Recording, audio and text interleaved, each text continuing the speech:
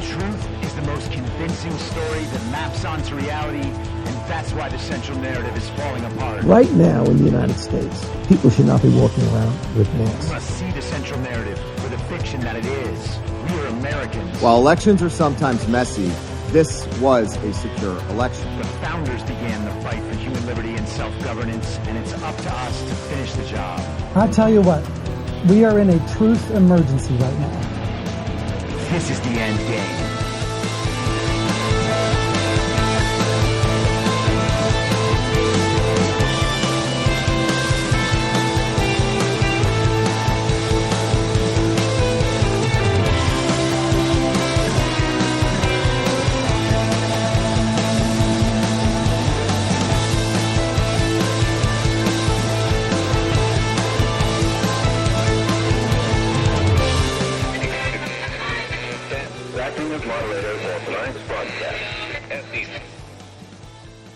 It's Tuesday, June 25th, 2024, the 1,252nd day of dystopia. I'm your moderator, Chris Paul. Let's be reasonable. A warm welcome and hello to all of you listening through a paid subscription at imyourmoderator.substack.com. You can become a paid subscriber for as little as $50 a year or $5 a month, and in doing so, you will get the ad-free experience. You will be able to participate in the conversation over there on Substack, and you will be invited to participate in the interactive live stream every Wednesday afternoon. And if you can't or you simply don't want to, continue listening to the podcast for free on Substack or a wide variety of podcast platforms. And of course, Rumble, all I ask is that you share it with your friends. You can find the links to the podcast, the writing, the social media, and the merch site by visiting linktree.com/I'mYourModerator. Anyone who understands the roller coaster we've been on these past few years knows we haven't reached the end yet, and there may still be hard times to come.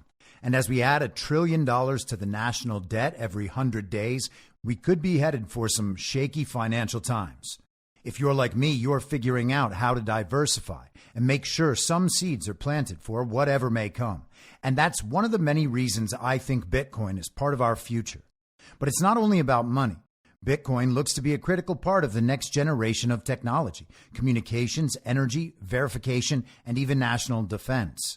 I'd encourage everyone to do their research and do it now. And if you're convinced of the likelihood that Bitcoin is an essential part of our future, then you'll need an on-ramp.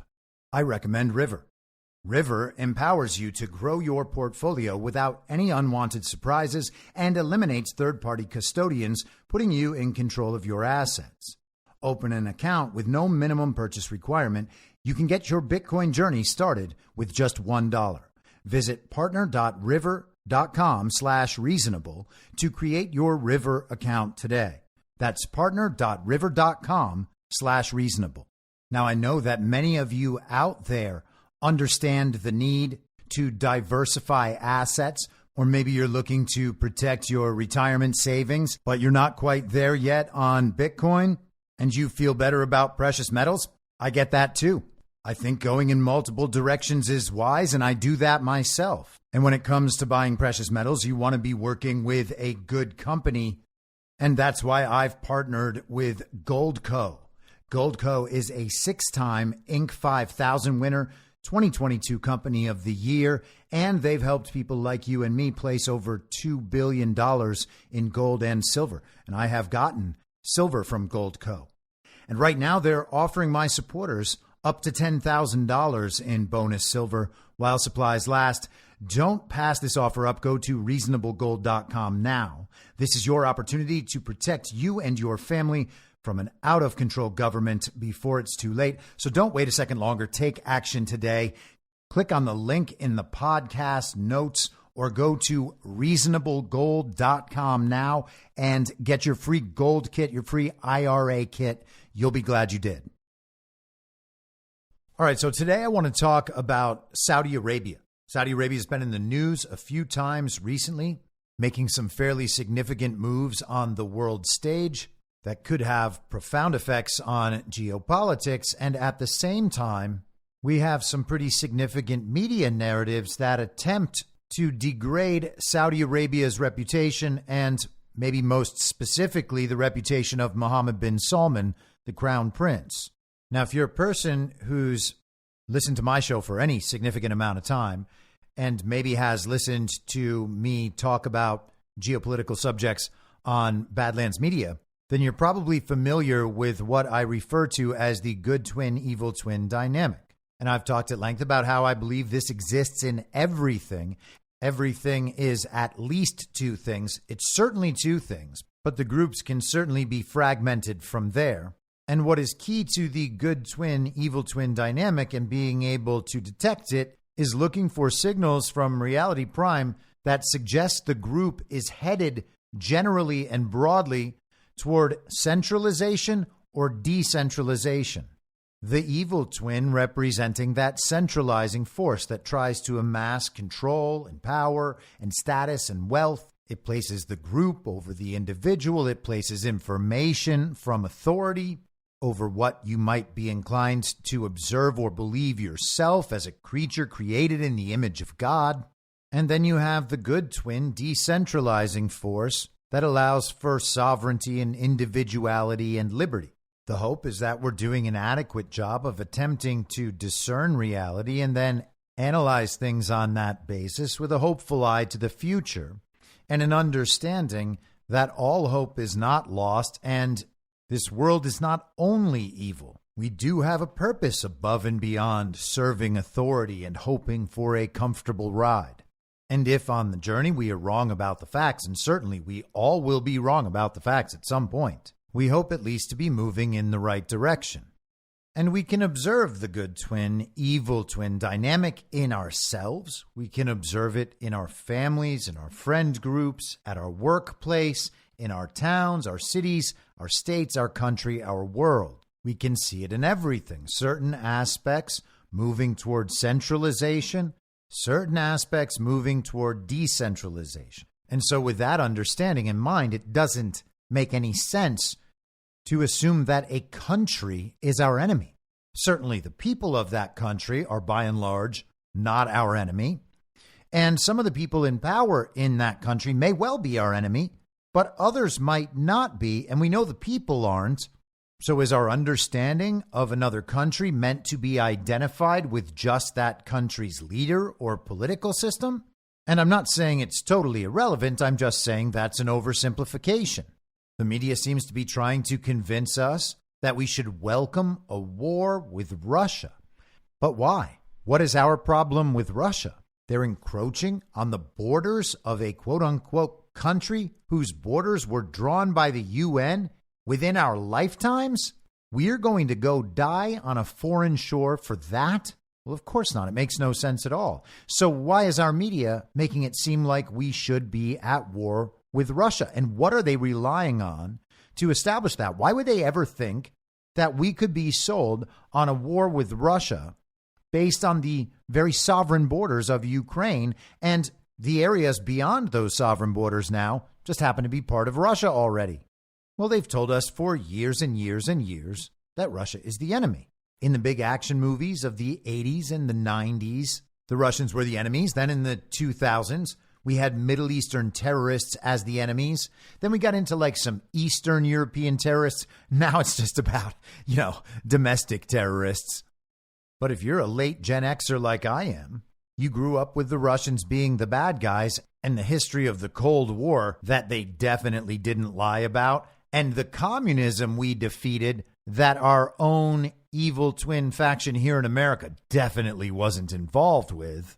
And we are all just supposed to fall back on that and say, yeah, we have to go to war with Russia because if they encroach at all on that relatively new country's borders drawn by the UN, well, next thing you know, they're going to go do that to some other country whose borders were recently drawn by the UN. But the point is, many of us have spent most of our lives being told which foreigners to hate by the television and by movies, and when that needs to be substantiated with something in real life, they will just stage a false flag event and then blame it on whoever you're prepared for them to blame things on, based on watching all of their movies and TV shows and reading their articles.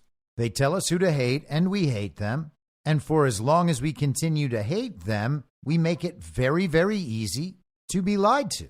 anytime a lie we're told caters to the hate we hold on to in our hearts, we convince ourselves that the thing we're told is true because it justifies the feeling that we have that for whatever reason we can't let go of. We want that thing to be genuinely, justifiably bad and evil so that our hatred for that thing or that person or those people is justified. Now, those things, that person, those people may have done bad things. There may be reasons to be rationally angry. But if they're able to take a person all the way to the point of hatred, they can get that person to believe virtually anything, anytime it justifies his or her hatred. As long as that exists, they've got you under a spell. And when they're able to convince people en masse of something that is not true, then they're able to get those people to act in a way that helps them reach their goals and implement their agenda. And as I've said many times, their control over the means of information has diminished significantly. I think that's obvious. And so their attempts at using this strategy are much less effective than they used to be. So I'm not sure if they're capable of producing a productive effect in the real world, but that doesn't mean they aren't still trying. And you can see the people around the world and the countries around the world that the global regime's mouthpiece media outlets attempt to use this strategy against. And those leaders in those countries are the ones that seem to be forcing the global regime presence out of their societies and moving off of the global regime's fiat banking system and its currency, currently branded as the US dollar. These countries collectively prove the emergent reality of the multipolar world order, a decentralization away from that one world, liberal, international, rules-based order. And Saudi Arabia and its royal family in this iteration seem to be part of that emerging multipolar world order, having already moved away from that global regime construct under Donald Trump when Mohammed bin Salman took power. They are one of the major world powers, and they are a critical player in everything happening in the Middle East. So I figured we should probably spend some time not only on them, but on this dynamic, because stories over the last couple of weeks make me think that this strategy is being used against them right now, and it seems like it's clearly failing. And so I want to start just a little over a year ago. This is June 10th, 2023, the New York Times. From pariah to partner, Saudi leader defies threats to isolate him. President Biden vowed during his quest for the White House to make the Saudi crown prince Mohammed bin Salman a pariah over the killing and dismemberment of a dissident. He threatened the prince again last fall with consequences for defying American wishes on oil policy. Lindsey Graham, the Republican senator, called Prince Mohammed the oil-rich kingdom's de facto ruler, a wrecking ball who could, quote, never be a leader on the world stage, end quote.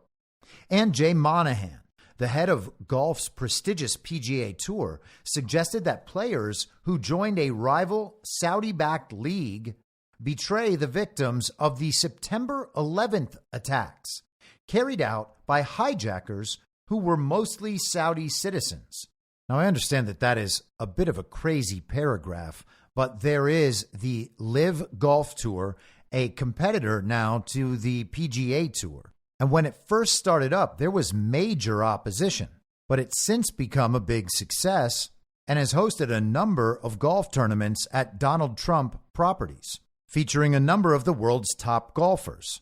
The PGA canceled tour events at Trump courses, and the head of the PGA claims that players who participate in live tour events are betraying the victims of 9/11. That's crazy. Back to the Times. Now their words ring hollow. Mr. Biden, visiting Saudi Arabia last year, fist bumped Prince Mohammed when they met and regularly dispatches officials to see him, including his Secretary of State, Antony Blinken, this past week. Senator Graham grinned next to the prince, known by his initials, MBS, during a visit to Saudi Arabia in April. Also this week, Mr. Monahan jolted the world of professional golf by announcing a planned partnership between the PGA and upstart Saudi-backed Live Golf League, suddenly giving the kingdom tremendous global influence over the sport. It just tells you how money talks, because this guy sits on top of this oil well and all this money, so he can basically buy his way out of everything, said Abdullah Al-Aoud, the Saudi director for the Freedom Initiative, a rights group in Washington and a vocal opponent of the monarchy. So you see that? It's just his oil money. He's just paying everybody off. That's what MBS is doing. Over and over, throughout his 8-year rise to power, Prince Mohammed, 37, has defied expectations that his rule was in jeopardy, while leveraging the kingdom's wealth, its sway over oil markets, and its importance in the Arab and Islamic worlds to evade repeated threats to punish him with international isolation. Along the way, he has not only sharpened his vision for the future of Saudi Arabia as an assertive regional power with a growing economy and increased political clout, but has taken lessons from his setbacks to refine his methods for achieving his goals, analysts and officials said. For now, at least, he appears to be riding high. Strong oil demand in recent years has filled the kingdom's coffers. It brought an English soccer club, paid an eye-popping figure to bring Cristiano Ronaldo to play in its national league, and is trying to recruit other international stars too.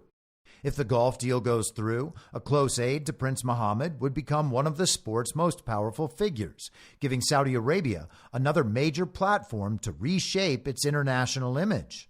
And that's reminiscent of some of what we discussed on Friday with the summer Instagram bromance between Vladimir Putin and Kim Jong-un. I said it was very hard to imagine that they were the two greatest threats to world freedom and the safety and security of the United States. Similarly, it's pretty hard to see Saudi Arabia as some monstrous adversary if they have the world's golf and soccer stars competing in sanctioned events in that country, especially when they're world-renowned superstars who are happy to go live there, which is not to say star athletes wouldn't do that in disreputable countries. They absolutely would, and they absolutely do. It's just harder to sell the world on the idea that that's a disreputable country when it produces all of their favorite entertainers and superstars and musicians and actors and models. Wait, am I talking about Saudi Arabia or right here in America?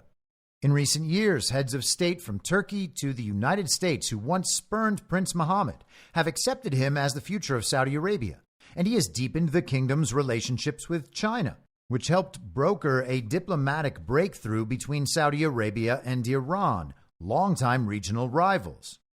That all marks significant progress for a young prince who was widely seen as a dangerous upstart after his father became king in 2015. That same year, the prince launched a military intervention in Yemen that cost vast civilian deaths and sank into a quagmire. He later shocked the diplomatic community with the kidnapping of the Prime Minister of Lebanon and stunned the business community by locking hundreds of rich Saudis for weeks on end in a luxury hotel as part of a purported anti-corruption drive. And I suppose we should take the New York Times word for it on all three claims, and there's probably nothing to explain any of that or any counterclaims. Now, they do link to other stories, and I'm sure that those stories contain very convoluted, complicated explanations to get to the point they're trying to make, which is that Mohammed bin Salman is very, very bad, which we already knew because we've been conditioned to hate Saudi Arabia. Let's continue. His international standing took a sharp dive in 2018 after a Saudi hit squad killed and dismembered the dissident Saudi journalist Jamal Khashoggi inside the kingdom's consulate in Istanbul. Prince Mohammed denied any foreknowledge of the plot, but the Central Intelligence Agency concluded that he had likely ordered the operation. Isn't that something? The CIA said it, therefore it's true. And it absolutely justifies our hatred for Saudi Arabia. And as long as we know that Saudi Arabia is bad, then we can understand that anything Mohammed bin Salman does, also bad. That was perhaps his lowest point. But in the years since, the Crown Prince has recovered much of his clout, helped by his country's considerable wealth and power. Early on, he sidelined rivals to consolidate his control at home. Social changes he has pushed through, like allowing women to drive and expanding entertainment options in a country that used to ban movie theaters, have won him fans among the kingdom's youth. And that's weird because usually they would say that those sorts of examples would prove that democracy is blossoming in Saudi Arabia. But doing things like that for the people doesn't count as democracy when you're doing it all to consolidate control as the person who already leads a royal family. He also knows that, as the king in waiting in a monarchy, he can play the long game. He will never have to stand for re-election, and he is already dealing with his third American president, with many more likely to come and go while he remains. And of course, the New York Times is counting Joe Biden, who is not a real American president, and who is not by any means actually dealing with Mohammed bin Salman. His eventual recovery from the Khashoggi affair showed that the kingdom's money could go a long way, and that no matter how much Western governments talked about human rights, other interests ultimately took precedence. So those false accusations proved to Mohammed bin Salman, and I guess to the rest of the world, that all people really cared about was the Saudi Arabian money he controlled, and that they were all just lying when they cared about human rights. And while I certainly agree that any regime figures clamoring about human rights are clearly lying, Mohammed bin Salman's position in the world is a product of more than just the money he controls. The Gulf Arab states, they think it's a joke. Dina Esfandiari, senior advisor for the Middle East and North Africa at the International Crisis Group, said of human rights criticisms, they really do grasp their worth to the Western world as partners, as energy producers, as countries with economic might. So they say, we can handle this empty threat because it is just part of the relationship. And let's pause for a second to take a look at this very important human rights group. The International Crisis Group, according to InfluenceWatch.org, is a foreign policy non-governmental organization, an NGO, dedicated to preventing wars, genocides, and other global conflicts. Its staffers, leaders, and board of trustees members consist of former UN employees, foreign policy scholars, and philanthropists such as billionaire left-of-center financier George Soros. International Crisis Group was conceived in 1993 by Mort Abramowitz, then the president of the Carnegie Endowment for International Peace, and Mark Malek Brown, then World Bank vice president for external affairs. The group serves as an intelligence resource regarding global conflicts, as well as an impassioned advocate for immediate action. Mark Malek Brown, by the way, is on the board of the Open Society Foundation and is the chairman of voting machine company Smartmatic. So these are the people speaking through a representative who pretends to be looking after human rights. That is the person who is suggesting that anyone who does business with Saudi Arabia is simply looking past these human rights violations in service of their greed. President Trump was in office when Mr. Khashoggi was killed and staunchly defended the prince, saying, among other things, that Saudi arms purchases benefited the U.S. Mr. Graham, the senator from South Carolina, who said after the Khashoggi killing that Prince Mohammed was not fit to lead, turned around and praised him during a visit to Saudi Arabia in April, when he thanked Saudi Arabia for buying American jets. You bought $37 billion of aircraft made in my state and my country. I think more is coming, Mr. Graham told Saudi Arabia's Al Arabiya television. So as a United States senator, I reserve the right to change course. President Erdogan of Turkey, whose government leaked details of Mr. Khashoggi's murder to damage Prince Mohammed, also eventually set its objections aside. So MBS ordered that killing in Saudi Arabia's consulate in Istanbul, and that was leaked by the Turkish government. But then the Turkish government also changed their minds and said, nah, he's all right. Good twin, evil twin separation in the Turkish government, perhaps?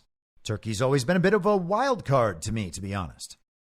Last year, Turkish court transferred the case against Mr. Khashoggi's killers to Saudi Arabia, ending the last case that sought to ensure accountability for the crime.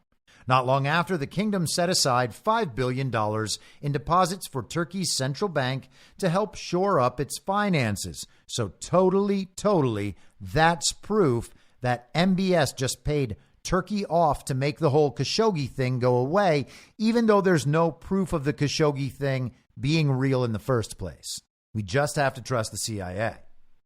The PGA did a similar about-face. For months, Mr. Monahan, the PGA commissioner, berated Saudi Arabia, even asking players who considered joining the rival circuit, have you ever had to apologize for being a member of the PGA Tour? That, my friends, is an attempt to inflict punishment within the party of false decorum.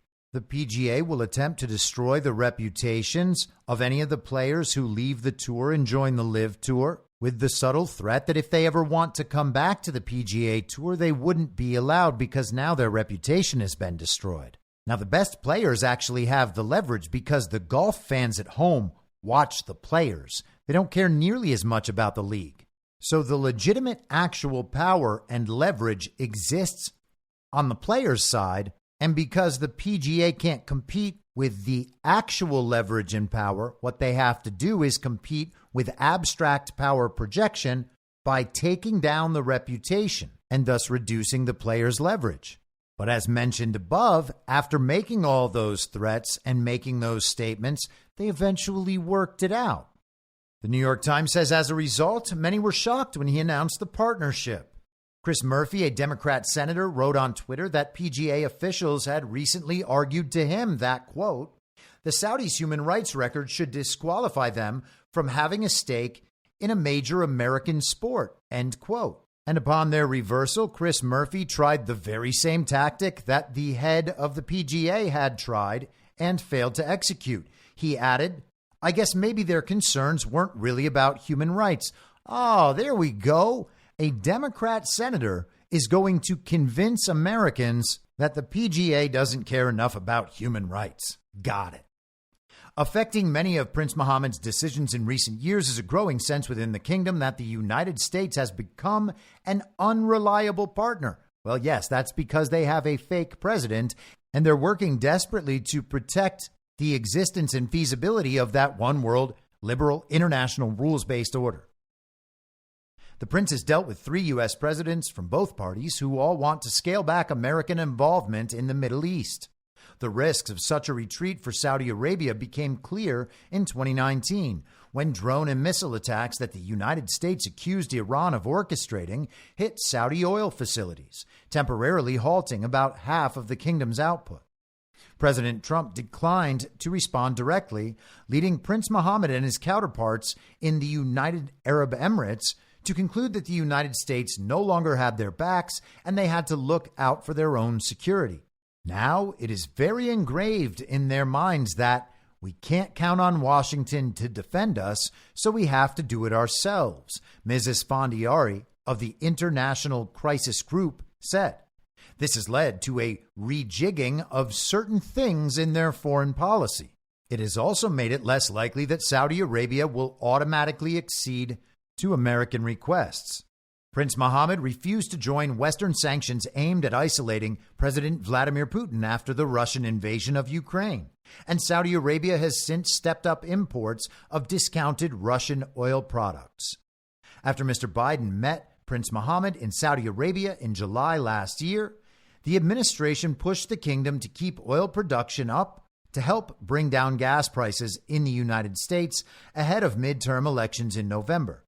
But in October, the kingdom agreed with the other members of the oil cartel known as OPEC Plus to cut production instead, aiming to keep prices up. So Joe Biden headed on over to Saudi Arabia for a fist bump after the Uber MBS sent to pick Biden up from the airport finally arrived at the hotel. And Biden left, not only failing to secure the deal he went there to secure, but having Saudi Arabia do the exact polar opposite of the thing he asked them to do. Why? Because Joe Biden is not the real American president. It is more likely that he was sent there on a humiliation tour than it was for Joe Biden to secure an oil deal. Why would anyone in the world believe that Joe Biden is capable of securing an oil deal? I mean, sure, his son Hunter is a gas man, but he's not in that game anymore. Now he makes $500,000 paintings in his spare bedroom in Malibu. That angered Mr. Biden, and White House officials accused Saudi Arabia of having reneged on an agreement. Months later, when oil demand did flag, the Saudis insisted they had been right to resist political pressure and cut production. The consequences promised by President Biden never materialized, making it clear that even the U.S. considered its economic ties with Saudi Arabia too vital to disrupt. The perception that the U.S. is pulling back from the Middle East has driven Prince Mohammed to broaden Saudi Arabia's diplomatic relationships, particularly with China, the kingdom's most important trade partner and the largest consumer of Saudi oil. In recent years, the Crown Prince has cultivated China's President Xi Jinping, hosting him at a Chinese Arab summit in Riyadh in December 2022. During that meeting, the two leaders discussed China's serving as a mediator to diminish conflict with the Iranians. A few months later, the relationship yielded a surprising diplomatic breakthrough when Saudi Arabia and Iran announced they would restore normal diplomatic relations.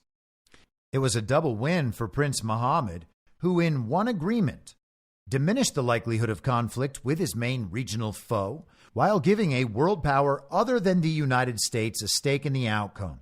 Saudi officials have said they would prefer to keep the U.S. as their primary ally, but that the lack of American commitment means they need to diversify. And the United States was in no position to broker an agreement between the Saudis and the Iranians because of its own tense relationship with Tehran. So, mark against the regime in America, the evil twin faction, the Uniparty, and another mark against the Uniparty. Joe Biden, the fake president, is reducing America's standing in the world. And it's not just his illegitimacy or his incompetence. It's the fact that he represents that global regime around the world as the rest of the countries who are not essentially colonies of that global regime, profiting from the pursuit of the same agenda and the same goals, pursue an incompatible agenda.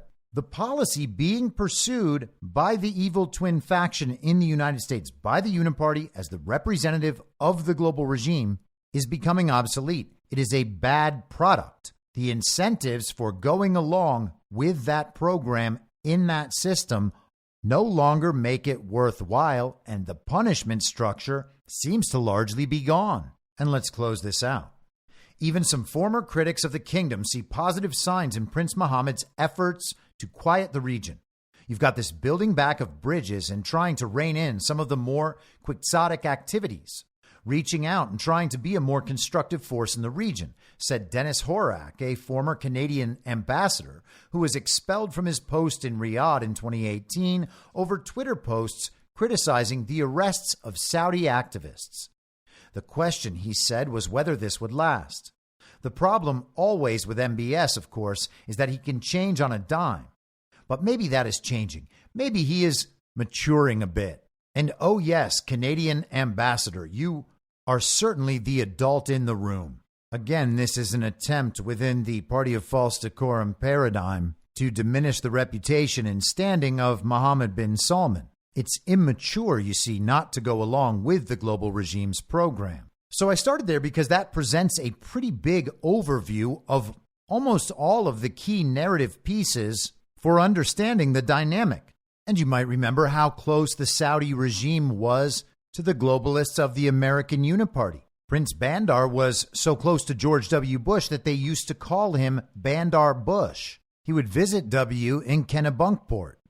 Once we scrap the Democrat, Republican, left, right, blue, red nonsense and just focus on the Uniparty, the pictures of Jimmy Carter with George H.W. Bush, with Bill Clinton, with George W. Bush, and with Barack Obama make a whole lot more sense. Obviously, Joe Biden fits right into that picture, and Donald Trump stands well outside it. So Saudi had one relationship With all of those guys, then Trump and Mohammed bin Salman came along. The relationship to globalism and the one world liberal international rules-based order completely inverted. And now, with the fake president in position, while Mohammed bin Salman is in position, you can tell there is virtually no relationship there whatsoever. So let's move forward on the timeline to May 20th of this year. This is the globalist rag, The Atlantic. And let's pause for just a second to see how Trump described them on Saturday. This is Trump commenting on the article in The Atlantic back in 2020 that claimed Trump had called fallen American soldiers suckers and losers. There's nobody that's stupid enough to make that statement. Think of it. And I was president. I would have said that would have been justified for somebody to start taking swings at me as president. But they made it up. It's a phrase that was totally made up by a third-rate magazine that's going out of business, losing a fortune. I think it was The Atlantic, a magazine that nobody reads. They got lucky. They got some sucker to fund it for a little while. Some stupid sucker. Her husband's looking down. Her former husband is looking down. He's saying, "You dumb, I should have never." She took his money and she said, "Atlantic magazine, let's waste millions of dollars." But no, they made it up. And, you say it's not true, but does 10%, 5% of military people believe it? This is what we have to live with. It's horrible. Who would say it? Just think of it. Who would say that about, even if you hated the military, you wouldn't say it. And you wouldn't certainly say it to military people. So just from a common standpoint. But that thing's haunted me for 3 years. For 3 years. I'll never forget. I walk out of a big rally. Everything was great. It was an unbelievable. And some of the fake news over there, one of them, said, "Sir, did you call the dead military, suckers and losers?" Before I even responded, I said, "Here we go." Because who would do such a thing? And I rebuilt our military. I was better than any president ever to our military. And he's referring to Steve Jobs' ex-wife, Lorraine Powell Jobs.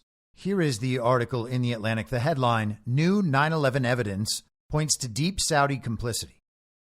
For more than 2 decades, through 2 wars and domestic upheaval, the idea that al-Qaeda acted alone on 9/11 has been the basis of U.S. policy. A Blue Ribbon Commission concluded that Osama bin Laden had pioneered a new kind of terrorist group, combining superior technological know-how, extensive resources, and a worldwide network so well coordinated that it could carry out operations of unprecedented magnitude. This vanguard of jihad, it seemed, was the first non-state actor that rivaled nation-states in the damage it could wreak. That assessment now appears wrong. And if our understanding of what transpired on 9/11 turns out to have been flawed, then the costly policies that the United States has pursued for the past quarter century have been rooted in a false premise. The global war on terror was based on a mistake. A new filing in a lawsuit brought by the families of 9/11 victims against the government of Saudi Arabia alleges that al-Qaeda had significant, indeed decisive, state support for its attacks.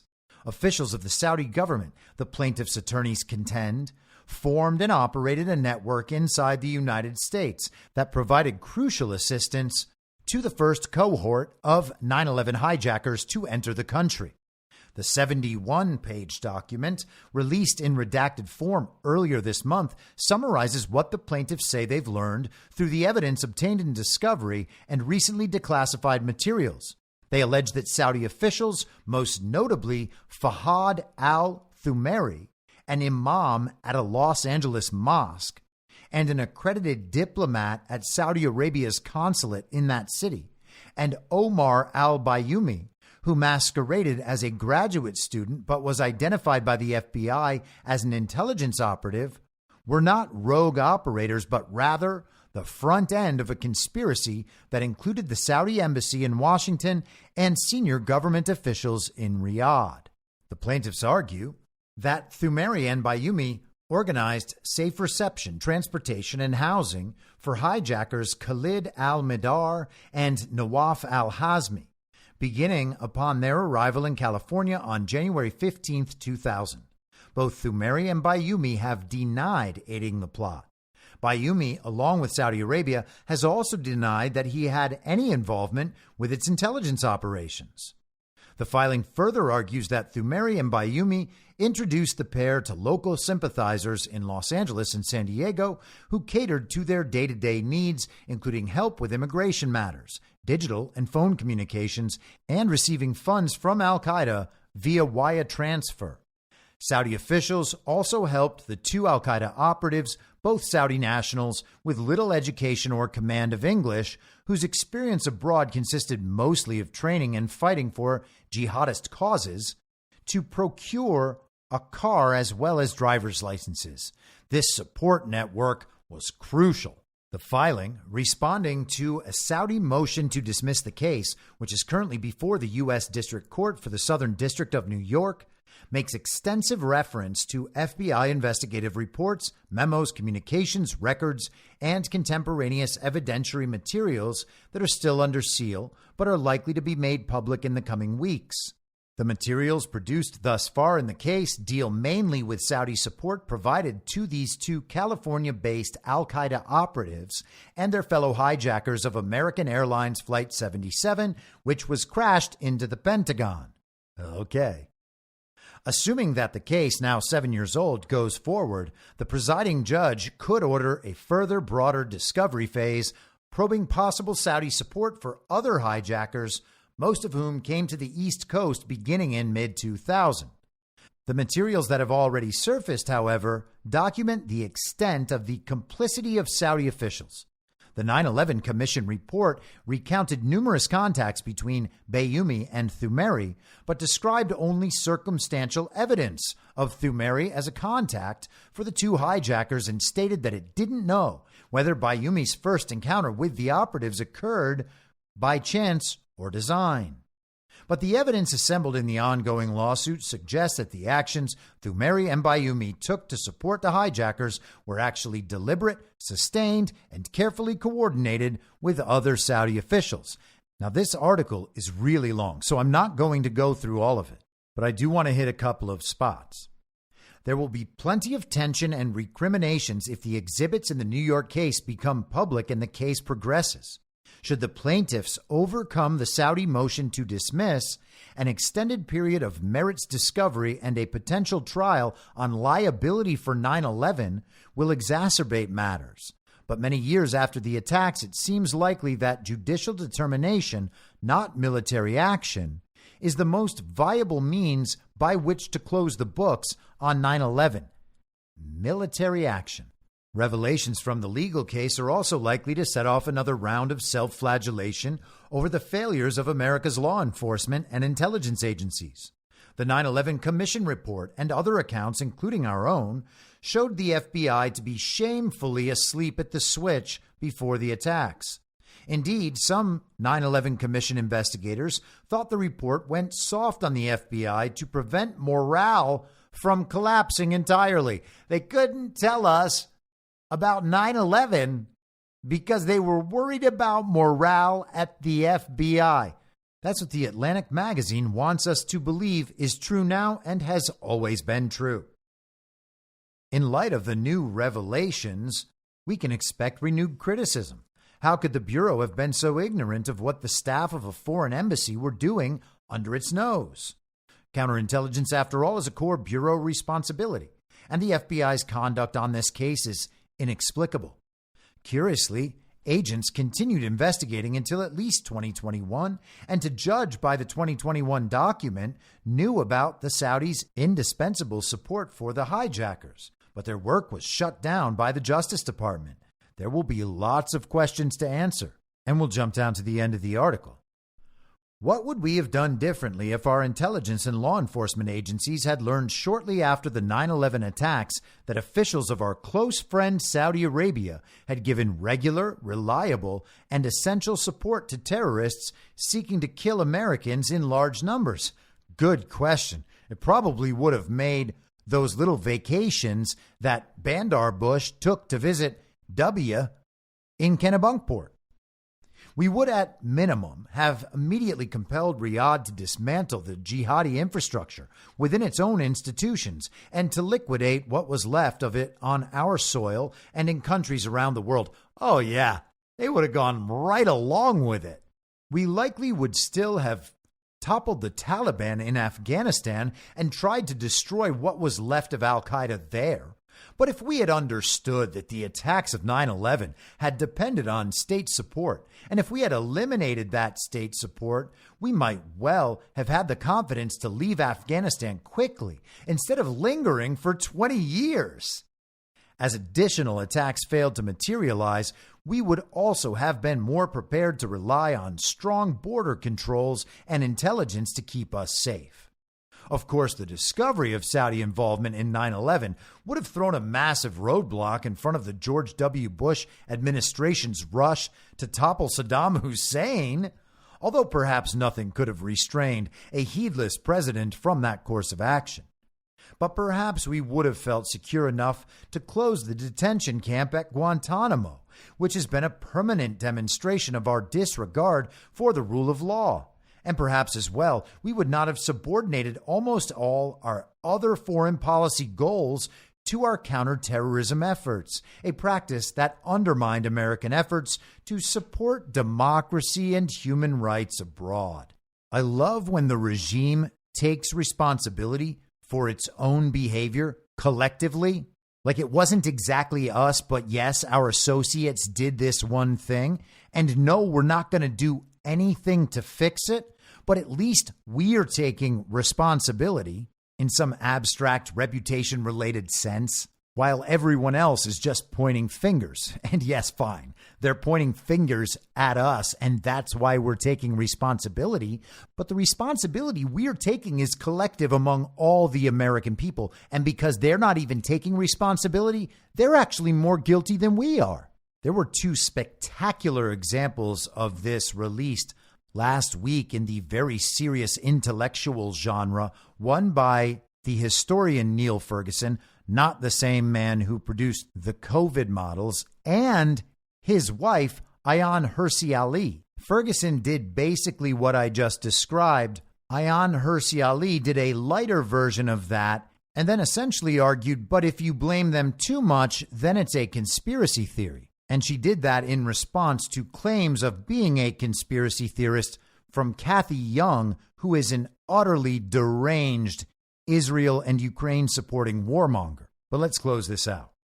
Today, for most Americans, the global war on terror has become a hazy memory from the time before Donald Trump. In Washington, policymakers avoid discussing the subject. Yet it bears remembering. It cost us $6 trillion. And that number is expected to go higher because of the long-term health care costs for veterans. It turned the Middle East upside down, increasing the regional influence of Iran. More than 7,000 American servicemen and women died in action. 30,000 more, an extraordinary number, died by suicide. In all, more than 800,000 Iraqis, Afghans, and others, most of them civilians, perished in the war. The war on terror and its origins in 9/11 are seen in retrospect as farce and tragedy. But the emerging picture of the preparations for 9/11 make recognizing the sheer scale of the blunder inescapable. So you see, the Uniparty and the warmongers within it, they made a mistake. They would have never done all these things over these last 20 years, that war in Iraq, that war in Afghanistan. If only they had known the true nature of Saudi Arabia's involvement, then they would have asked their partners in Saudi Arabia to please just tone down the terrorism a little bit. And then they would have cleaned it up.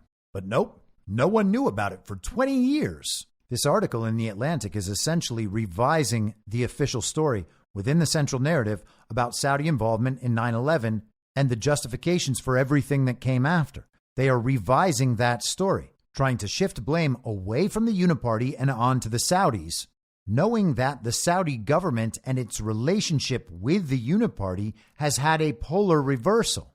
The old Saudi regime partnered with the Uniparty. MBS partnered with Trump. Now the Uniparty is back, at least ostensibly, in the form of the fake president, and that Uniparty is at odds with the new power in Saudi Arabia. But let's move to the globalist Wilson Center. That's Wilson Center as in Woodrow Wilson. They feature Antony Blinken on their website. So as regime as can be, this is from 2016. Saudi Arabia faces the missing 28 pages. In December 2002, a joint Senate-House Intelligence Committee published its findings on the horrendous 9/11 terrorist attacks, which included evidence of possible links between the government of Saudi Arabia and some of the 15 Saudis involved in the bombing of the Pentagon and Twin Towers that cost nearly 3,000 American lives. For national security reasons, the 28 pages detailing that information were never published. But they may be shortly and revive yet another intense examination of alleged Saudi support for anti-American terrorism.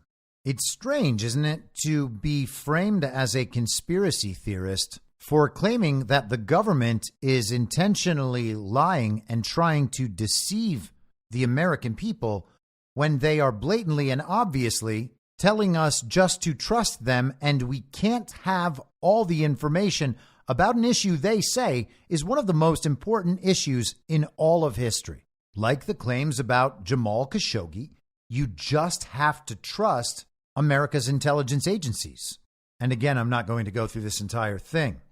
The most immediate threat to the kingdom's good standing in Washington is the declassification and release of the 28 pages, and this may happen next month.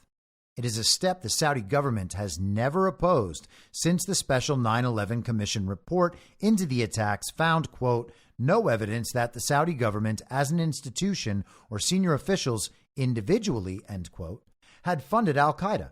But it also concluded that Saudi charities and private rich donors constituted, quote, fertile fundraising ground. Questions about possible Saudi government complicity in 9/11 have been kept alive by the victims' families who have sought as much as $1 trillion in compensation with the continuous support of numerous Republicans and Democrats in Congress. At the outset, their lawsuit implicated even the current King Salman, as well as two former Saudi ambassadors to the United States, Prince Bandar and Prince Turki Al Faisal. U.S. courts have upheld their right to diplomatic immunity and thus excluded them as defendants in the lawsuit. They also took the side of the Saudi government for 13 years in its claim to sovereign immunity.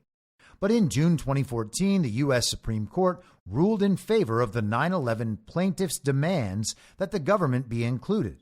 Then last September, U.S. District Court Judge George Daniels dismissed the kingdom as a defendant, this time on the basis there was insufficient evidence of any Saudi links to the terrorists. There has been evidence that several Saudi charities funneled money to al-Qaeda even after 9/11, though whether the Saudi government knew what they were doing remains murky. Evidence of possible funding of al-Qaeda by Saudi individuals stemmed initially from a document known as the Golden Chain, seized by Bosnian police in a raid on a Saudi charity, the Benevolence International Foundation in Sarajevo, in March 2002. It listed a number of Saudi businessmen and bankers who made donations to Osama bin Laden, al-Qaeda's Saudi founder, during the war against Soviet occupiers of Afghanistan in the mid-1980s.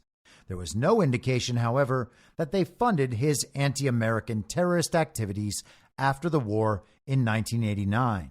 And skipping to the end. In the end, the airing of allegations contained in the 28 pages is unlikely to overturn the findings of the 9/11 Commission regarding Saudi involvement in the 9/11 plot. But it will doubtlessly pour more salt on the festering wound over this issue in the already strained U.S.-Saudi relationship. And it will likely provide added fuel to those in Congress arguing that Saudi Arabia's ultra-fundamentalist brand of Islam has been a prime cause of the rise of the Islamic State with which the United States is now at war. So Saudi Arabia is responsible for ISIS. This is the claim backed by the globalist Wilson Center in 2016. Why aren't they blaming MBS for sponsoring and funding and directing ISIS if those claims back in 2016 were actually true? And as for their ultra-fundamentalist brand of Islam, well, now they have women driving, they have a golf tour, They're attracting world-famous soccer stars, and if I'm not mistaken, I think that they've hosted some MMA or boxing events as well. Let's go to September 12th, 2021. This is from NPR. This is American State Media. Biden declassifies secret FBI report detailing Saudi nationals' connections to 9/11. The Biden administration has declassified a 16-page FBI report tying 9/11 hijackers to Saudi nationals living in the United States. The document, written in 2016, summarized an FBI investigation into those ties called Operation Encore. The partially redacted report shows a closer relationship than had been previously known between two Saudis in particular, including one with diplomatic status and some of the hijackers. And again, this is what we just covered from The Atlantic. Families of the 9/11 victims have long sought after the report, which painted a starkly different portrait than the one described by the 9/11 Commission report in 2004. While the commission was largely unable to tie the Saudi men to the hijackers, the FBI document describes multiple connections and phone calls. Now, I'm highlighting this because it was released the day after the 20-year anniversary of 9/11 back in 2021, when all of the most corrupt uniparty politicians showed up at the 9/11 memorial. The Clintons, the Obamas, the Bidens, Michael Bloomberg, Nancy Pelosi, Chuck Schumer, all there wearing their masks. And by that, I mean COVID masks, but also Joe Biden. That was the picture where it looked like he was wearing a mask because he was shown with what looks like a squared off ear. W and his wife were in Shanksville, Pennsylvania. And if I remember correctly, Donald Trump was greeting firefighters. Joe Biden, quote unquote, declassified this information to make it look like he was on the side of the 9/11 victim families, so he would have something positive to announce about his fake administration on the 20th anniversary of 9/11. Most people would call that exploitation, but people who support Joe Biden call that Joe Biden being a decent man because the adults are back in the room. And so let's jump back to the present. This is CBS last Thursday, the 20th. Investigators for 9/11 families examined video taken by man with ties to Saudi intelligence referencing a plan. For more than 2 decades, the U.S. position has been that al-Qaeda acted alone on September 11th. But a newly public video has raised questions about whether the Saudi government provided crucial assistance to the hijackers during the 9/11 terror attacks. Omar al-Bayoumi, who the FBI says was an operative of the Saudi intelligence service with close ties to 2 of the 9/11 hijackers, can be heard on the video, which was unsealed in federal court this week and obtained by 60 Minutes. The 1999 video was taken within 90 days of the time when senior al-Qaeda planners were deciding on 9/11 targets. Richard Lambert, a retired FBI agent who led the initial 9/11 investigation in San Diego, said, "It is another very large brick in a massive wall of evidence that at this point indicates the Saudi government was complicit in the 9/11 attacks," Lambert said. Bayoumi filmed the video over the course of several days. It shows entrances and exits of the U.S. Capitol, along with security posts and a model of the building. At one point, he points out the Washington Monument and says he'll go there and, quote, report to you in detail what is there, end quote. He also notes the airport is nearby. And again, just hitting some spots here. By all means, check the article out on your own. British police found the video during a raid on Bayoumi's UK apartment in the days after 9/11. They also seized Bayoumi's handwritten address book that the lawyers for the 9/11 families say was filled with phone numbers of numerous senior Saudi officials who were in the government at the time. When Bayoumi recorded the Washington video, he was often with 2 Saudi diplomats who the FBI says had ties to al-Qaeda, a finding the Saudi government disputes. The British police are believed to have turned over the video to the FBI shortly after 9/11, which raises the question, why, after more than 20 years, is it just now surfacing? If that was missed, then shame on us for missing it. Williams, who is also a consultant on the case filed by the 9/11 families, said, if it wasn't missed, then I would have to ask the question, what was done with it? The Saudi government and Bayoumi deny any involvement in the 9/11 attacks, and lawyers for the government have filed a motion to dismiss the case. Oral arguments are scheduled for later this summer. 60 Minutes has reached out to the Kingdom of Saudi Arabia's embassy in Washington, D.C., and the attorneys representing the Kingdom of Saudi Arabia. And I think it's safe to assume by that phrasing that they received no reply. Now let's think about the timing of these articles. As we just discussed, the story about Biden declassifying that information was from 9/12/2021, the 20th anniversary of 9/11. The story from The Atlantic that we touched on right before that, May 20th of this year. Well, what was happening with Saudi Arabia and Mohammed bin Salman around May 20th of this year? Well, on May 19th, the fake administration's national security advisor, Jake Sullivan, went and met with Mohammed bin Salman in an effort to push forward a new defense pact. On May 20th, the day after, Saudi Arabia announced a major deal to purchase 105 Airbus airplanes, the biggest deal Saudi Arabia had ever made when it comes to aviation, the deal valued at $19 billion. And at the same time, from the 20th to the 23rd, the Crown Prince Mohammed bin Salman visited Japan, while Human Rights Watch encouraged Japan's Prime Minister Fumio Kishida to press MBS on human rights abuses. Now, I don't know if you can see where I'm going with this, but it seems like when viewed along a timeline, these major releases of anti-Saudi narratives seem to coincide with major moves Saudi Arabia is making in trade, geopolitics, and world affairs. And one more from this past week. This is from just yesterday. No accountability for Saudi crimes as U.S. mauls new defense pact. So this is the defense pact just mentioned that Jake Sullivan headed over to Saudi Arabia for last month. Less than a year after Human Rights Watch found Saudi border guards had committed widespread and systematic killings of Ethiopian migrants on its border with Yemen, the U.S. appears poised to lift its years-long ban on the sale of offensive weapons to the country. So yet again, another complete and total, on-its-face contradiction between what the uniparty in America expresses as its position on Saudi Arabia and what is actually happening and being agreed to in the real world. It's almost like Joe Biden's not president.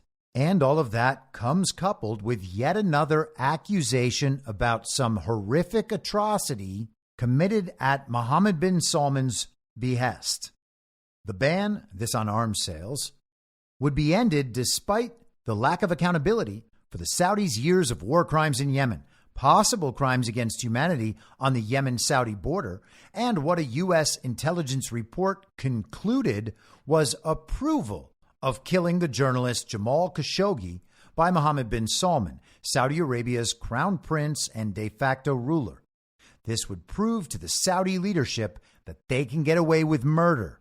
The ban on U.S. sales of offensive weapons to Saudi Arabia originated from a Joe Biden campaign promise to, quote, make sure America does not check its values at the door to sell arms or buy oil, citing the Saudi-backed war in Yemen.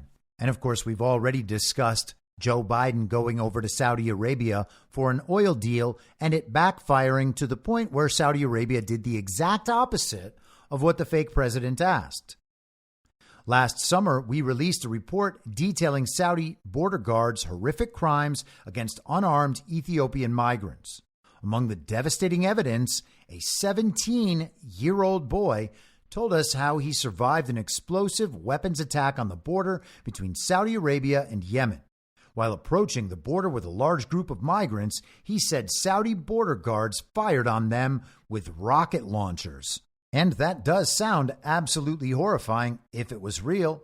And if it's not real, it sounds like an absolutely ridiculous story. What were they doing? Rocket launcher target practice? The article then goes through the central narrative around all the killings in Yemen.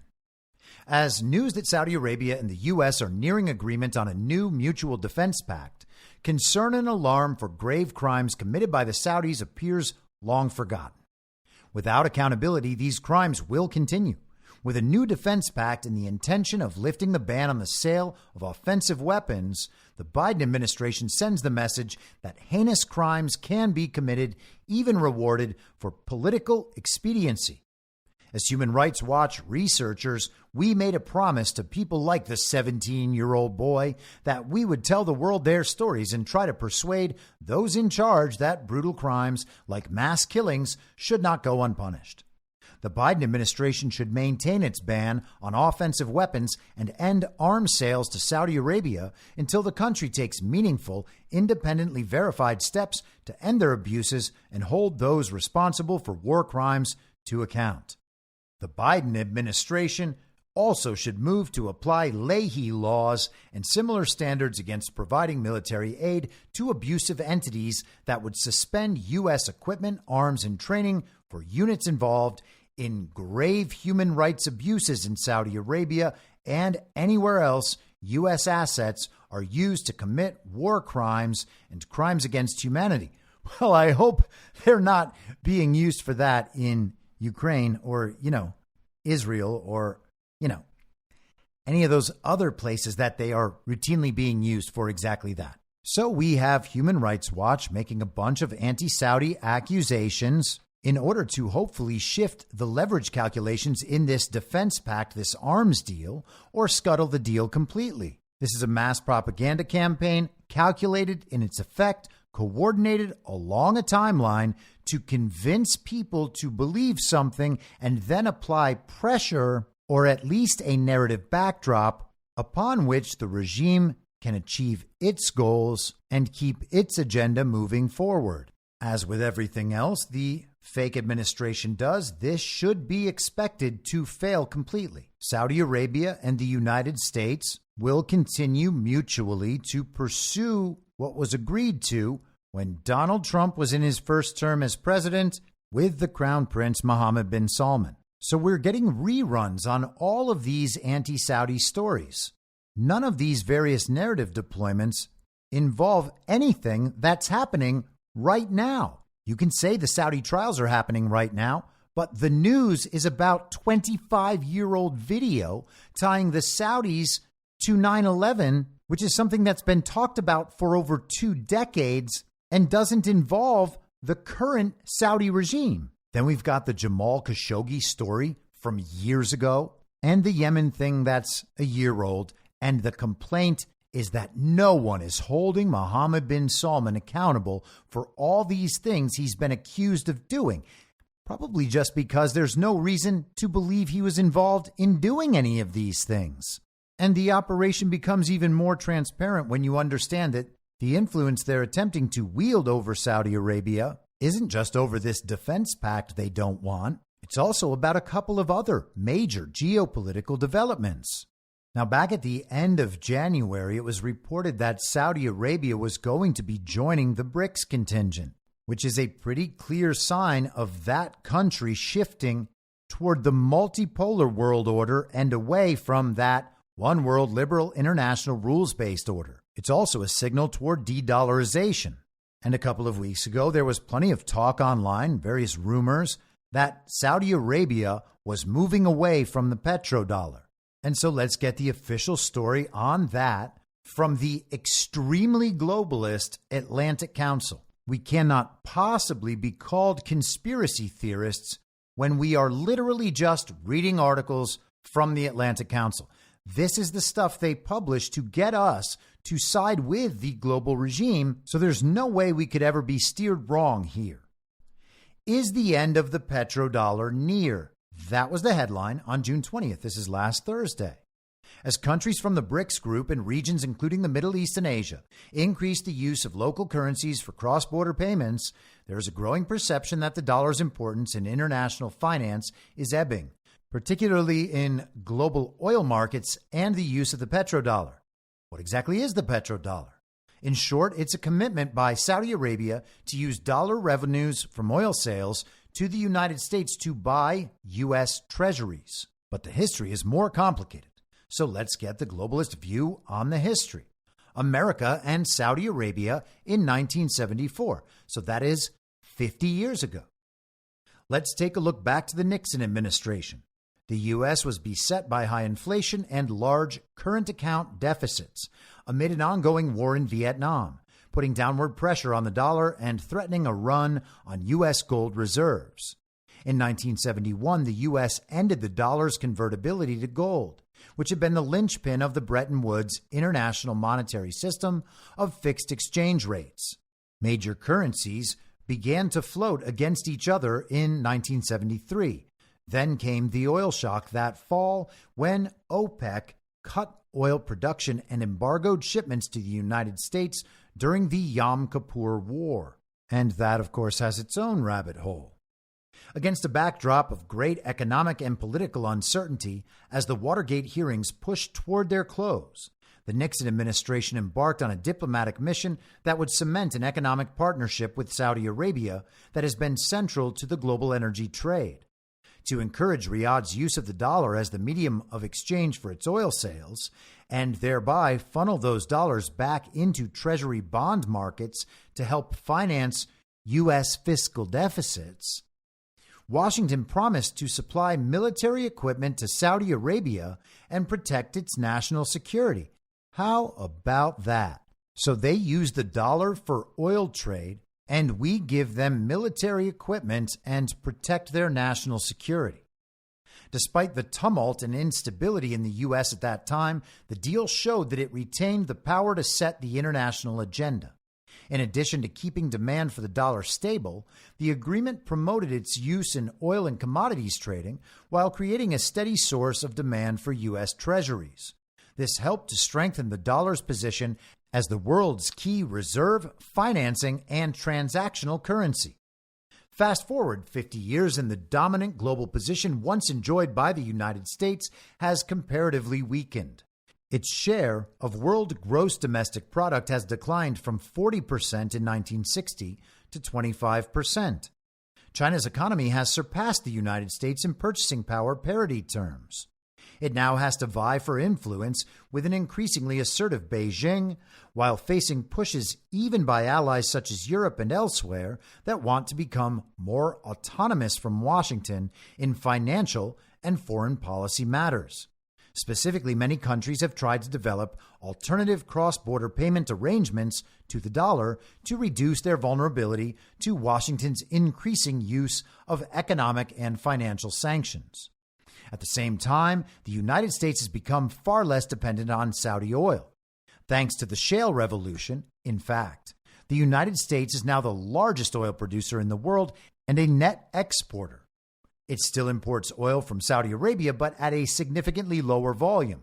By contrast, China has become Saudi Arabia's largest oil customer, accounting for more than 20% of the kingdom's oil exports. Beijing has established close, trade-driven relationships throughout the Middle East, where U.S. influence has waned. So we have re-onshored oil production, which is obviously a necessity in a multipolar world order and any America First agenda, and other countries have responded rationally, moving their trade elsewhere. Saudi Arabia's willingness to diversify the currencies used in selling its oil aligns with a larger strategy that requires the country to increase its international relations beyond the United States and Europe. The kingdom's willingness to join the BRICS club of emerging nations and partner with China and other countries in the M-Bridge project to explore the use of their respective central bank digital currencies for cross-border payments should not be surprising. Saudi Arabia's interest in currency diversification marks a small but symbolic step down the road toward de-dollarization. Increasingly, countries are using their own currencies in cross-border trade and investment transactions. The arrangements necessary to do so exist entirely outside the influence of any major power. These include currency swap lines agreed between participating central banks and the linking of national payment and settlement systems. Using local and national currencies for cross-border payments currently entails an efficiency cost, as it relies on less liquid local foreign exchange, money, and hedging markets to directly exchange pairs of local currencies without the dollar as a vehicle. Many countries mentioned above appear to have accepted this cost as necessary to reduce their reliance on the dollar. Advances in digital payment technology, such as tokenization, would greatly reduce such costs. Over the past few years, the digital payment ecosystem has progressed significantly toward what is known as tokenization units of exchange, such as CBDCs or stablecoins pegged to the dollar or any major currencies, a cryptocurrency designed to be fixed to a reference asset, etc. These tokenized units can be exchanged instantaneously and directly without having to be processed through the accounts of intermediaries such as commercial banks. Tokenized currencies are still a long way off from widespread adoption, but such an ecosystem would significantly reduce the need for participants to hold reserves to ensure adequate liquidity, weakening the role of the deep and liquid U.S. Treasury securities market as a key pillar of support for the dollar's dominant position in international finance. In fact, the share of the dollar in global reserves has already fallen from 71% in 1999 to 58.4% at present, in favor of several secondary currencies. In the foreseeable future, the dollar's dominance will remain, but a gradual democratization of the global financial landscape may be underway, giving way to a world in which more local currencies can be used for international transactions. In such a world, the dollar would remain prominent but without its outsized clout, complemented by currencies such as the Chinese renminbi, the euro, and the Japanese yen, in a way that's commensurate with the international footprint of their economies. In this context, how Saudi Arabia approaches the petrodollar remains an important harbinger of the financial future to come, as its creation was 50 years prior. And so that's not the conspiracy theorists online theorizing all of this. This is an article written by a man named Hong Tran, who was a former deputy director at the International Monetary Fund. This is the regime speaking to regime readers, saying, hey, this really bad thing happened, because of course it was going to happen, but don't worry, everything's going to be fine. But this really bad thing did happen. This is the erosion of the dollar as the world reserve currency. Donald Trump has said many times in speeches that losing the dollar as the world's reserve currency is basically like losing a war. But who benefits most from the dollar being the world's reserve currency? Is it the people of the United States, or is it the bankers who create this fiat currency out of absolutely nothing and then brand it the U.S. dollar? Is Donald Trump suggesting that America is losing that war? No, that's certainly not what he seems to be saying when he mentions that. The article mentions in a note that Saudi Arabia has made no announcement related to oil traded in U.S. dollars, and there's no official agreement between the United States and Saudi to sell oil in U.S. dollars. It seems that that relationship is over. And Reuters reported on June 5th, just a few days before the supposed end of the U.S.-Saudi agreement on the petrodollar, published this article. Saudi Arabia joins BIS and China-led central bank digital currency project. And we just heard that mentioned in the article from the Atlantic Council talking about the Bridge project. From the Reuters article, the move announced by the Bank for International Settlements on Wednesday will see Saudi's central bank become a quote-unquote full participant of Project Bridge, a collaboration launched in 2021 between the central banks of China, Hong Kong, Thailand, and the United Arab Emirates. The BIS, a global central bank umbrella organization which oversees the project, also announced that Bridge had reached minimum viable product stage, meaning it will move beyond the prototype phase. Roughly 135 countries and currency unions representing 98% of global GDP are exploring central bank digital currencies, or CBDCs. But the new technologies they use make cross-border movement both technically challenging and politically sensitive. The Bridge transactions can use the code China's e-yuan is built on. That code is also available to the project's 26 other quote-unquote observing members that include the likes of the New York branch of the Federal Reserve, the International Monetary Fund, and European Central Bank. The BIS also said the mBridge platform was now compatible with the Ethereum virtual machine, a piece of software that forms the backbone of the network used by the Ether cryptocurrency. Supporters of CBDCs say they will modernize payments with new functionality and provide an alternative to physical cash, which seems in terminal decline. But questions remain why they represent an advance, with barely any uptake in countries such as Nigeria that have already adopted them, and both political and public pushback in some countries amid fears they could enable government snooping. Now, I'm not entirely sure what to make of this. You'd think if the regime was happy about all of this, they'd be celebrating outwardly, and they'd be using a different media approach in how to guide public sentiment relative to Saudi Arabia. Now, they didn't want Saudi to go off the petrodollar, but if they're going to, what better place to land than with a central bank digital currency in a project linked to all of these globalist regime institutions?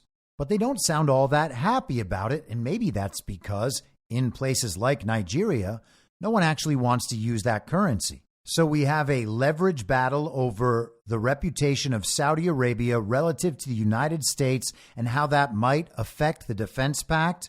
We have Saudi Arabia moving away from the petrodollar and trading oil in other currencies beside the dollar. But that's not all. That's not the extent of issues on which the regime is looking to leverage its influence to change public sentiment relative to Saudi Arabia, hoping to then use that leverage to manipulate outcomes.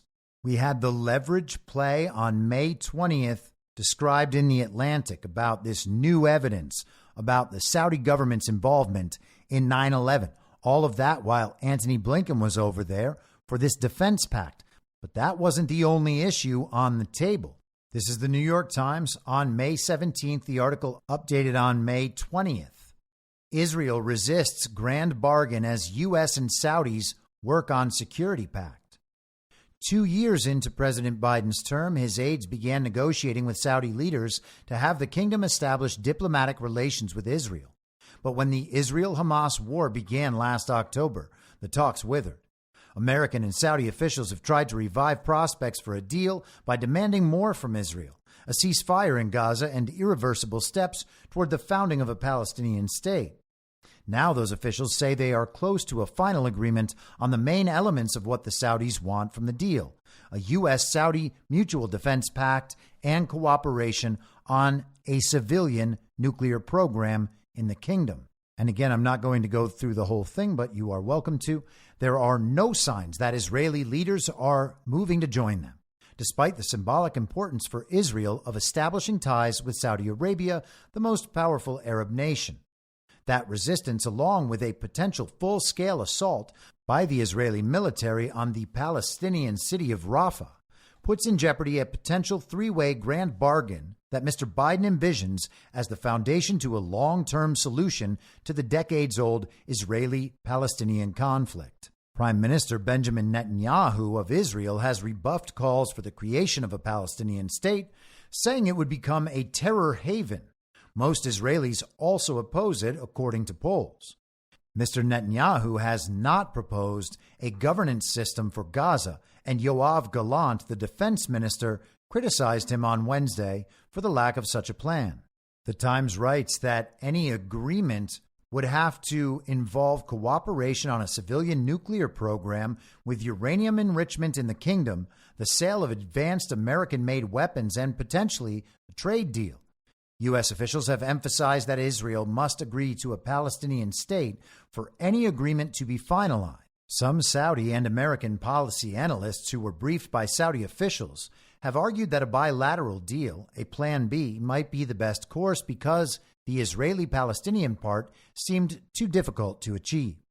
Saudi officials have not made any such suggestion publicly and continue to insist on a larger deal with an Israeli commitment on a Palestinian state. But they have noticed how far the U.S.-Saudi talks have advanced. However, even the Saudis' most immediate demand of Israel, a sustainable ceasefire in Gaza, seems out of reach for now. Israel has avoided committing to a permanent ceasefire, and efforts by Arab mediators to get Israel to agree to a temporary ceasefire for the release of some hostages faltered last week. At the same time, Israel has stepped up strikes in Rafah, where more than 1 million Palestinians have sought shelter. Saudi Arabia, the United States, and other nations have warned Israel not to carry out a major offensive there. Given all that, Saudi officials remain wary of the domestic political cost of normalizing relations with Israel. And skipping down toward the end, Prince Mohammed wants a treaty that is ratified by a supermajority in the United States Senate.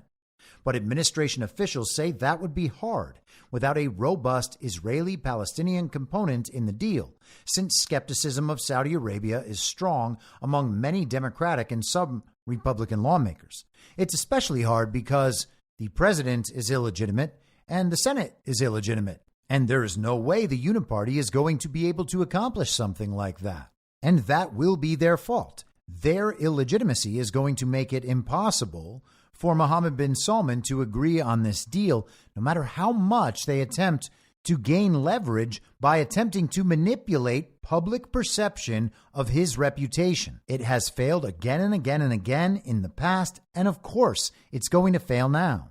The Times says, for Saudi Arabia, the biggest threat is Iran.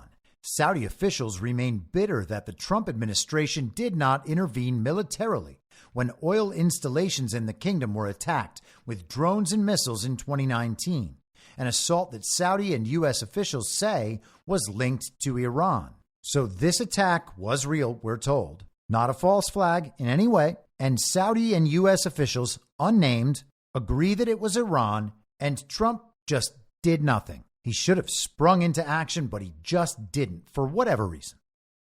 The basic concept they've been trying to establish is, what would trigger U.S. kinetic action in defense of Saudi Arabia, said Hussein Ibish, a senior scholar at the Arab Gulf States Institute in Washington. Saudi Arabia and others, including the Emirates, don't know when the U.S. would act, he added. Yeah, that's one of those things that's impossible to predict when you have an illegitimate president who seemingly does not have the ability to exercise the power or authority of his office.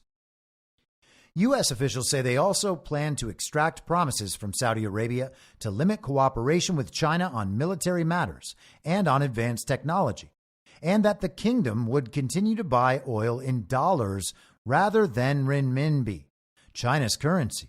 But some American analysts say they are puzzled about why U.S. officials insist this is an important reason to make a deal with the Saudis. China has no interest in being a security guarantor in the Middle East.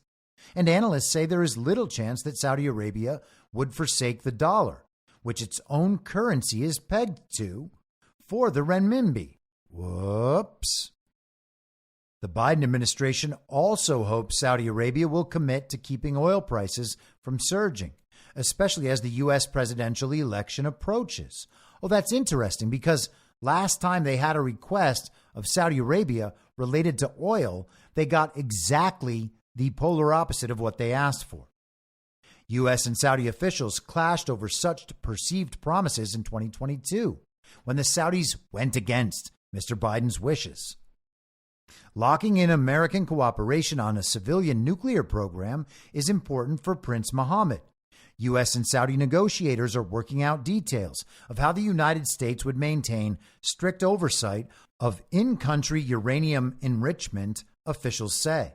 Prince Mohammed says he will develop nuclear weapons if Iran does so, and some U.S. lawmakers and many Israeli officials oppose Saudi Arabia having a nuclear program of any kind. Well, that's weird. Why do any of them have a say in it? How insane to think that a collection of illegitimate U.S. senators and some Israeli officials get to choose the fate of the country that big chunks of the world buy their oil from. How did they have such leverage? Oh, right. It was the petrodollar agreement. Karen Young, a senior research scholar at Columbia University's Center on Global Energy Policy, said the nuclear program was the number one priority for Prince Mohammed. For Saudi Arabia, she asserted, it's always been a bilateral deal. It's not a trilateral one. Israel is so peripheral, she said, which is beyond ironic. And so that was a month ago. Negotiations still ongoing, mass media campaign to diminish the reputation of Mohammed bin Salman and the standing of Saudi Arabia, hoping to use public sentiment to create leverage and change the outcome.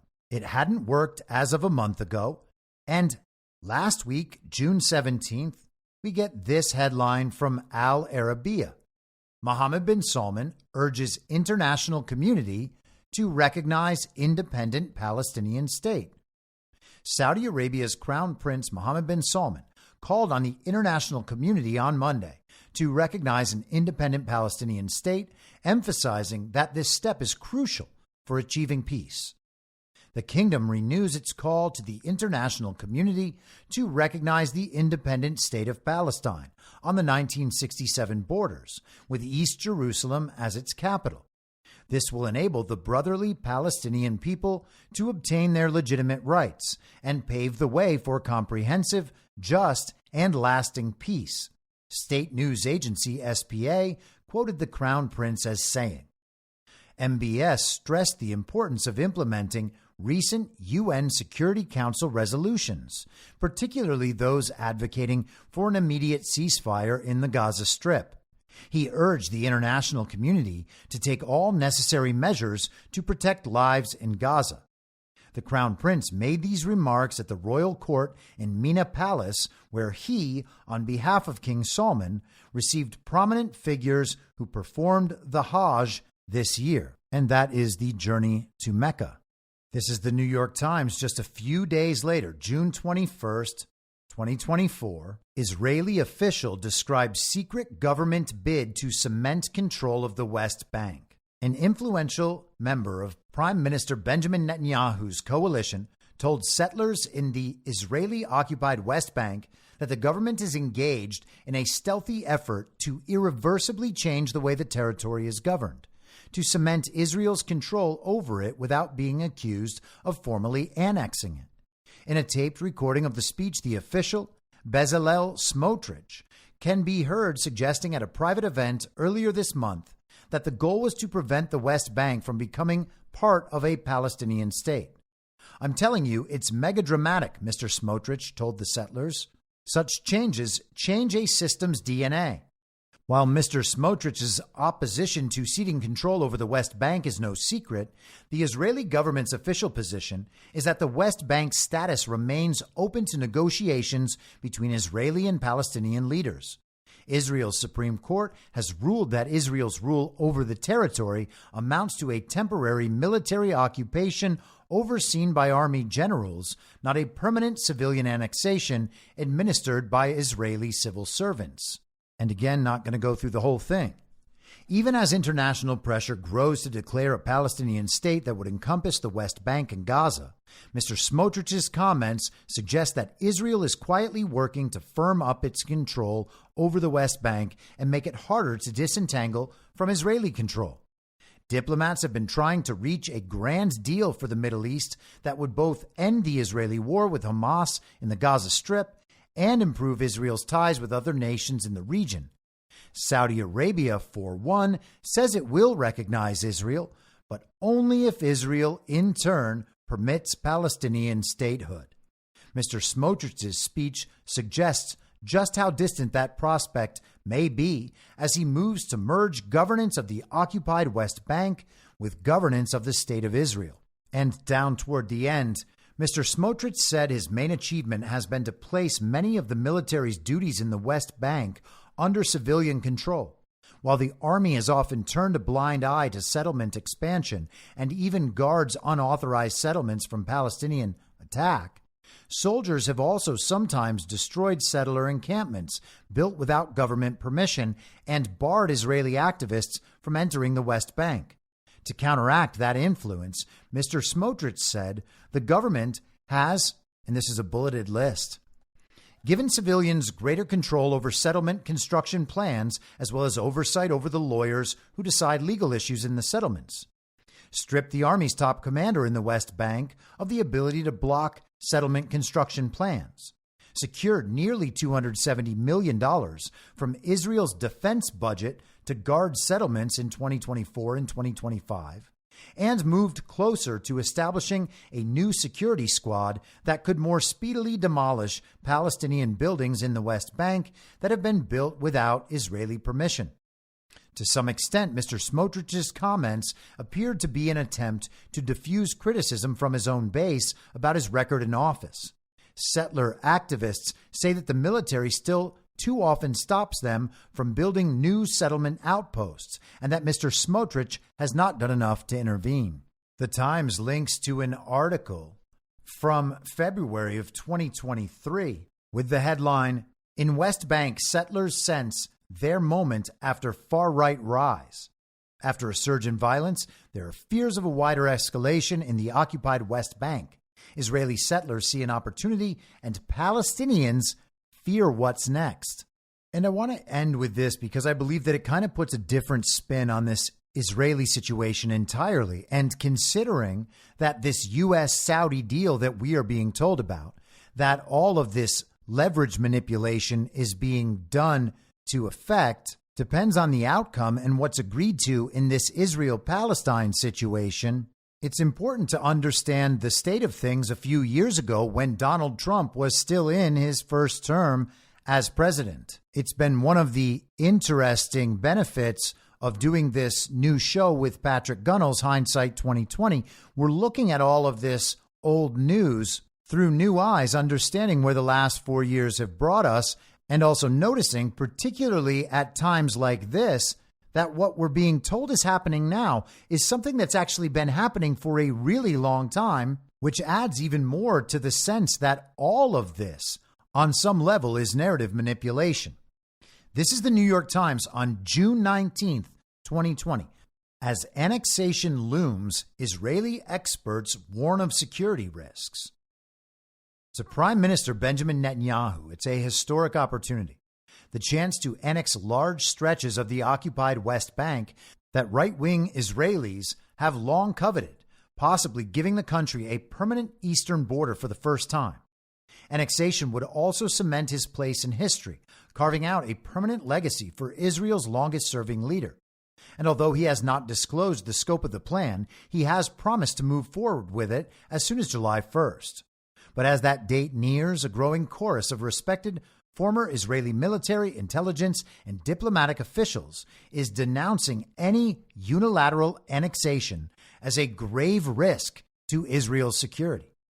Imposing Israeli sovereignty on territory the Palestinians have counted on for a future state could ignite a new uprising on the West Bank, these experts warn. Neighboring Jordan could be destabilized. Israel's move would be broadly denounced as illegal, potentially leading to international isolation. And the resulting furor, they say, could distract from efforts to intensify pressure on the country Mr. Netanyahu has long portrayed as the greatest threat facing Israel and the world, Iran. Skipping forward. Mr. Netanyahu promised last fall to annex the strategically important Jordan Valley, a move that would create an eastern border abutting Jordan. In January, he said he would annex even more, about 30% of the West Bank, including dozens of existing Jewish settlements, in keeping with a conceptual map in the Trump administration's peace plan. But the administration has since called upon Mr. Netanyahu to reach a consensus with his centrist coalition partner, Defense Minister Benny Gantz, who has opposed unilateral moves. Their private talks have produced trial balloons, from a modest, largely symbolic annexation to taking the whole 30% or moving in phases, but little clarity. The Palestinians have rejected any unilateral move as a violation of Israel's commitments to mutually negotiated borders under the Oslo Accords. They have withdrawn from the agreement, and the Palestinian Authority, which governs the West Bank, has suspended security cooperation with Israel in protest. The fear most unnerving Israelis is that their sons and daughters could be sent into combat. If the Palestinian Authority collapses or Palestinians respond with an uprising, Israel could be forced to militarily reoccupy a restive West Bank. Backers of annexation downplay the odds of a resurgence of violence on the West Bank, noting that similar predictions after President Trump's recognition of Jerusalem as Israel's capital and his decision to move the American embassy there from Tel Aviv never materialized. But security experts say that annexation would be far more provocative, tantamount to saying that the state that Palestinians thought they were building was no longer in the cards. The moment there is unilateral annexation, the Palestinian Authority will lose its legitimacy, Mr. Gilead said.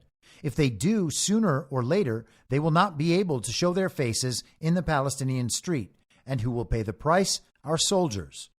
Israeli taxpayers could pay too. Resuming a full-blown military occupation would cost billions, experts say.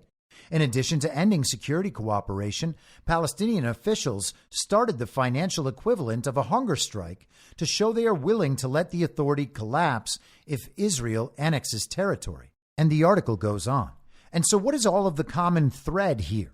Agreements were reached while Donald Trump was recognized as president, as Mohammed bin Salman has been in power, and as Benjamin Netanyahu has been in power. These things were agreed to and moving forward. Deals were made. The Abraham Accords were set in place. Countries were beginning to normalize with Israel. But all of that has fallen apart in the last few years under the fake president Joe Biden with this fake administration. The leverage is gone.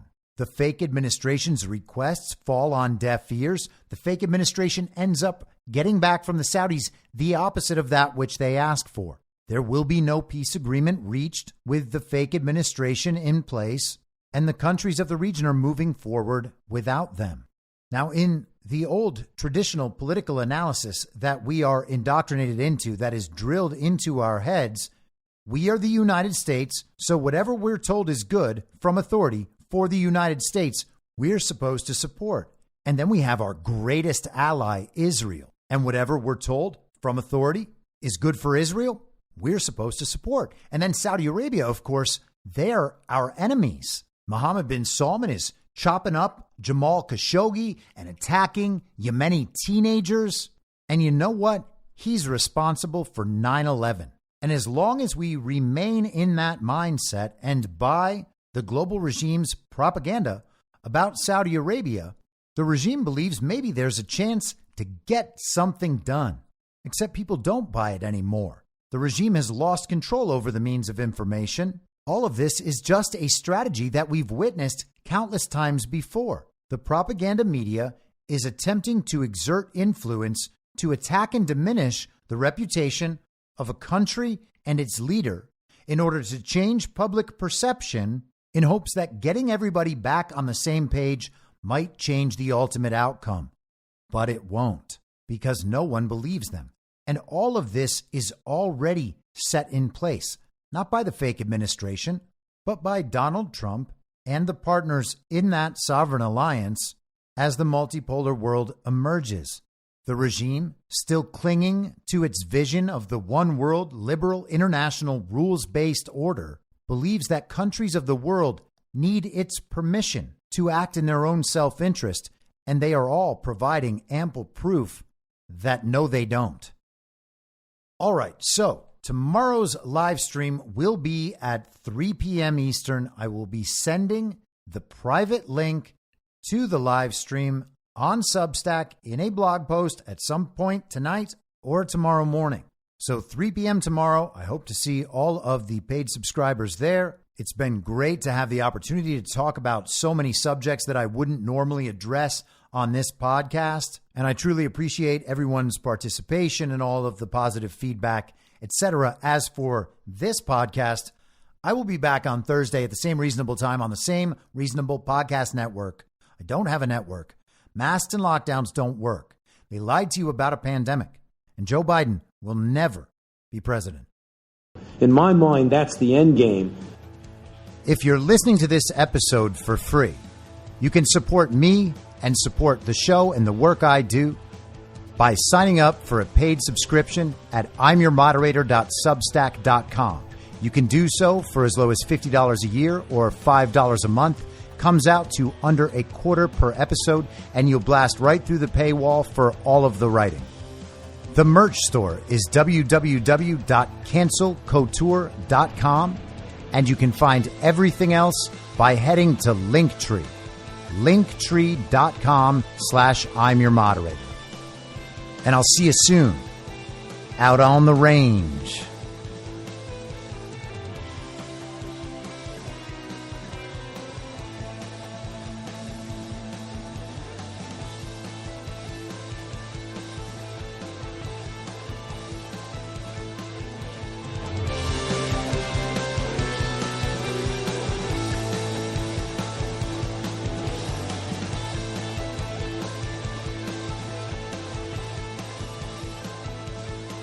It's happening!